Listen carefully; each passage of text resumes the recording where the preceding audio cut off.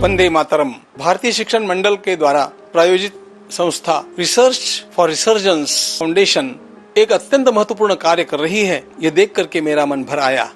उनके द्वारा किया जाने वाला यह कार्य वास्तव में बहुत पहले आरंभ किया जाना चाहिए था, क्योंकि हम भारतीय हैं। भारतीय परंपरा में नदियों को केवल वाटर के रूप में या पानी के संचय के रूप में नहीं देखा गया। नदियों को माँ की उपमा दी गई। सारी नदियों को लोक माता कहा जाता है। गंगा जी, यमुना जी, कावेरी, सिंधु, नर्मदा आदि सभी नदियां तो हम लोग प्रातःस्मरण में ग्रहण करते ही हैं, किंतु आसे तो हिमाचल हमारे देश की जितनी भी नदियां हैं, उन नदियों के नाम हमारे पुराण ग्रंथों में, महाभारत में अत्यंत आदर के साथ लिए गए हैं और इन लोक माताओं के साथ कैसा व्यवहार किया जाना चाहिए, इसके बारे में बहुत कुछ हम लोगों को निर्देश दिए गए हैं।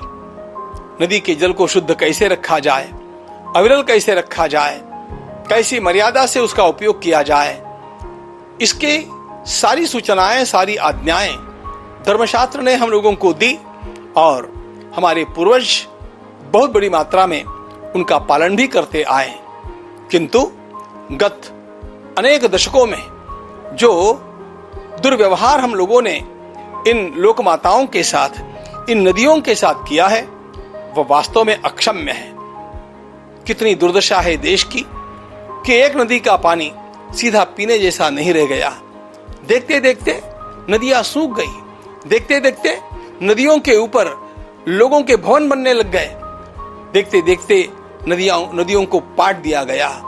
ये सारा प्रकृति के साथ किया गया खिलवाड़ हम लोगों के लिए अत्यंत घृणास्पद है। हम लोगों के द्वारा ऐसा किया जाना वस्तुतः हमारी इस संस्कृति का भी अपमान है और प्रकृति का भी अपमान है।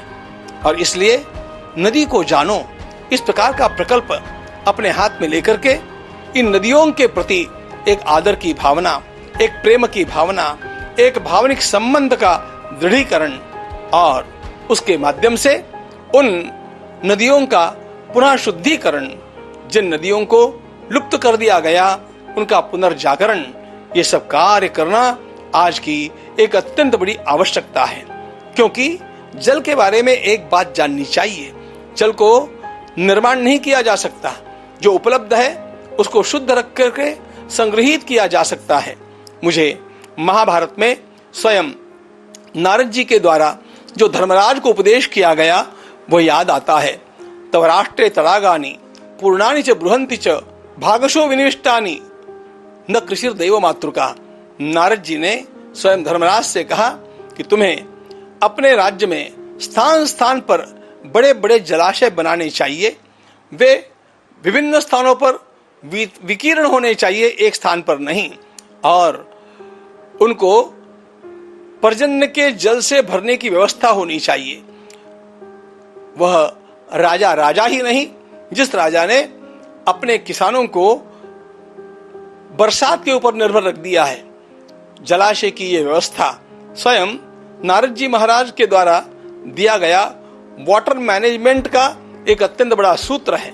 यह उन्होंने जलाशयों के निर्माण के बारे में और पर्जन्य के जल को रोकने के बारे में कहा।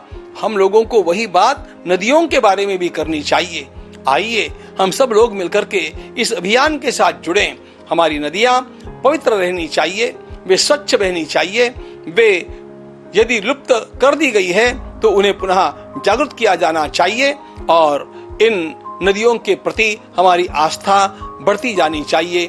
नदियों के तट पर ही संस्कृति का विकास प्राचीन काल से होता रहा और आगामी काल में भी नदियों के लिए ही महायुद्ध होने की संभावना है। और इसलिए पानी के महत्व को जानो और इस जल को अविरल रूप से देने वाली इन लोक माताओं के महत्व को ध्यान में लो और कटिबद्ध हो जाओ इस अभियान के साथ जुड़ने के लिए। भारत माता की जय, गंगा मैया की जय।